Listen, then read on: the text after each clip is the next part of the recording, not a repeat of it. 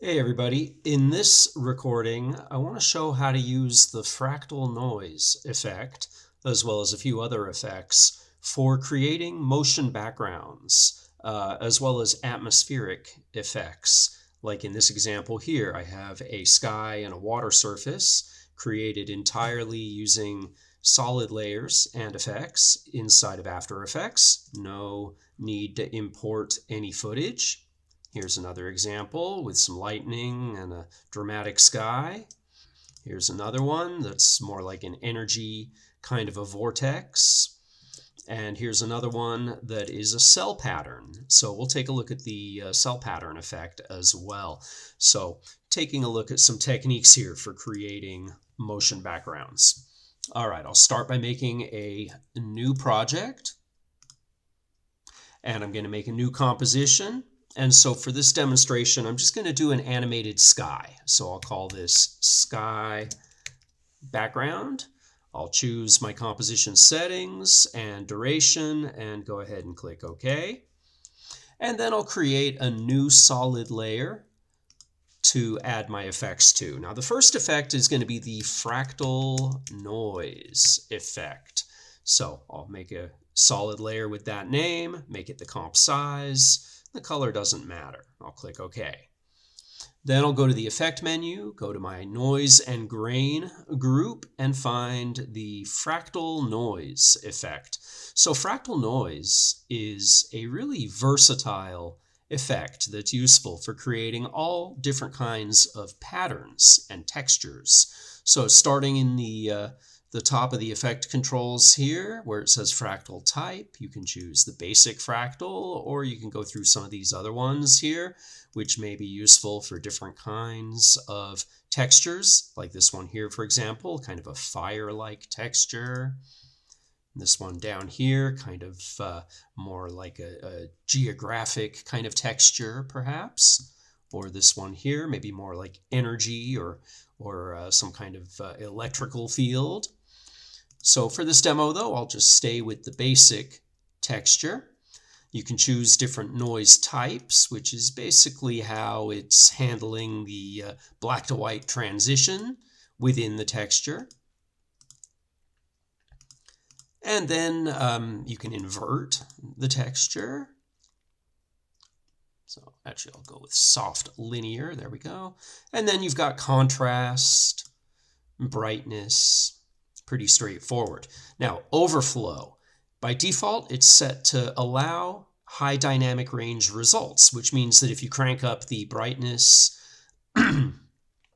it will create super bright white values. But if you change that to wrap back, you get an interesting effect where it starts to wrap the values back around, creating kind of a psychedelic kind of a effect if you animate that. Okay, I'm going to leave this set to the default there and bring the brightness back down. Now the transform group has your position, scale, and rotation values for the pattern. So this is a good one to know about, the offset turbulence. That is the position of the pattern on the layer. So if you want the pattern to animate up or down or side to side, that is how you do it. Now I'm going to come back to that one. You also have a scale value here, which is set to uniform scale. But if you uncheck uniform scale, you can adjust the width and the height individually. And one thing worth noting here is these slider values by default are set from 20 to 600. But if you right click on the property value and go to Edit Value, you can customize the slider range, and you'll see that the possible range of values is actually all the way from 1 to 10,000 instead of just 20 to 600. So for example here, if I change that to the full range of slider values, now when I adjust the slider, you can see that I can really push those values all the way to their extreme. So this is useful to know about. You can create a completely different look by adjusting the scale values for the pattern. Now in this case though, I am just going to go ahead and put it back to 100 by 100. Oops. There we go. Back to the default values. Actually, I'll just do uniform scale because I'm creating kind of a cloudy sky. And jumping ahead here, I'm going to go to this evolution property because this is the property that you really want to know about for being able to animate the pattern evolving and changing. If you drag this evolution dial around, you can see that the pattern now changes. So the way to get this to animate, you just click the stopwatch, of course, jump ahead to the end of the timeline here, and then go ahead and put in however many trips around the dial you want it to take. Of course, the bigger the number, the faster it'll be evolving. So for example here, if I put 5 revolutions over my 10-second timeline here, you can see that it's evolving pretty quickly. Now I'll come back to that, but the other thing I want to point out about it before I do is this cycle evolution option, because sometimes you may be doing something where you need to create a seamless loop, where you need the background to be an infinite loop or seamless loop, so it doesn't jump at the end like that. See, when it gets to the end, it cuts back to the beginning. And if you go to this cycle evolution option, check that box, and then tell it how many cycles or how many revolutions are in your cycle. Now when it gets to the end of the animation, it goes back to the beginning in a seamless fashion, so no jump cut to the animation. So that's a useful tip. Like I said, if you're creating graphics that need to be an infinite loop, like for live events and things. All right, that looks pretty cool. Now, I want to make this look like a sky, though. So how am I going to do that? Well, I'm going to leave the fractal noise for a minute, and I'm going to come down here to the timeline, click the 3D switch, hit R for rotation, and I'm going to go ahead and rotate this forward on the x-axis, maybe something like that. I'm going to hit S for scale. I'm going to crank up the scale. I'm going to hit Shift and P for position so that I can adjust the position value. And I'll continue to adjust the scale and the position until I've got this, pretty much filling the frame at a 3-dimensional angle, 3-dimensional perspective like this. So now it doesn't just look like a flat, 2-dimensional thing. We actually have a little 3D perspective to it here, and you can of course continue to play around with these transform values until you get it just the way that you like it. All right, now that looks pretty good, but it doesn't look quite like a sky just yet because of the colors. So I'll go ahead and go to the effect menu, go to color correction, and then I'm going to add a tint effect. And there are of course several different color correction effects you could use here to colorize or add a new color palette to your layer. In this case, the tint effect is an easy one because you can just map the black value to something else. So if I click on the map black value and then pick a sort of sky blue value here, you can see it starts to look a bit more like what I had in mind. Now going back to my fractal noise settings, I said I would come back to this offset turbulence because this is the one I can animate to make it look like the clouds are drifting from front to back or from side to side.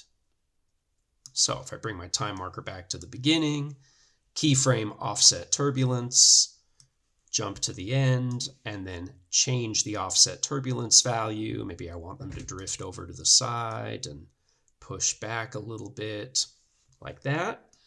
So now not only are my clouds evolving, but they are also moving and drifting across the frame. Now from here, of course, you can experiment with different settings in the fractal noise effect to, customize the look even further, maybe bringing the contrast up, bringing the brightness down, and so on. Of course, you can animate all this stuff as well. And another fun thing to kind of play around with when you're creating animated skies or backgrounds like this is to add additional layers, just like you might do if you were doing something in Photoshop, adding additional layers with gradients to blend in. So I'm going to make a new layer called grad for gradient, make it the comp size. I'll go to my effect menu, go to my generate menu, go to gradient ramp, and then pick some gradient colors here.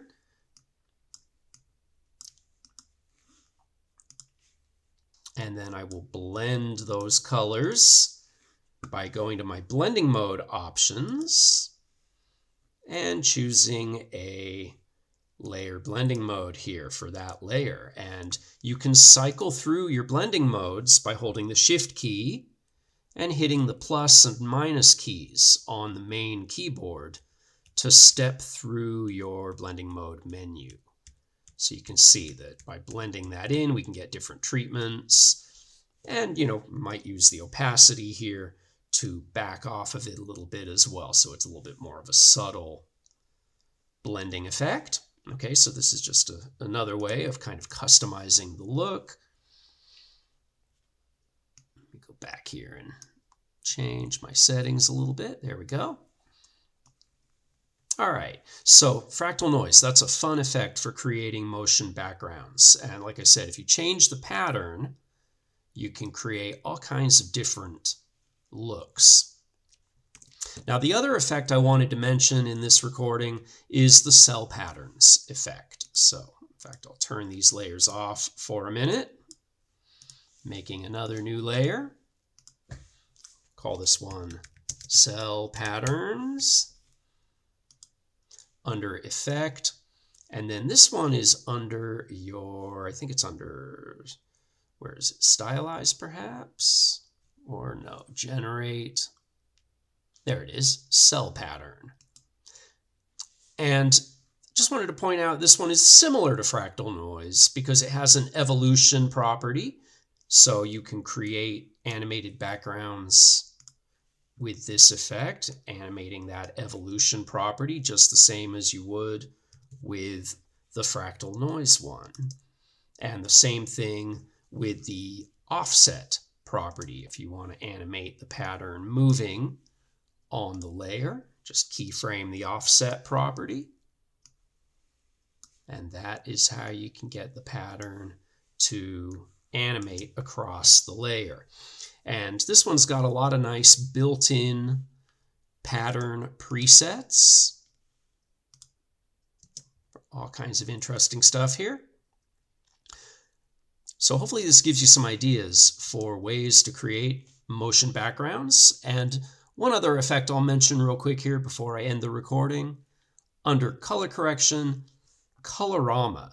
When you're using fractal noise or cell patterns and you're creating these black and white textures, adding colorama in addition to the effect will enable you to add a new color palette to the black and white values of the layer.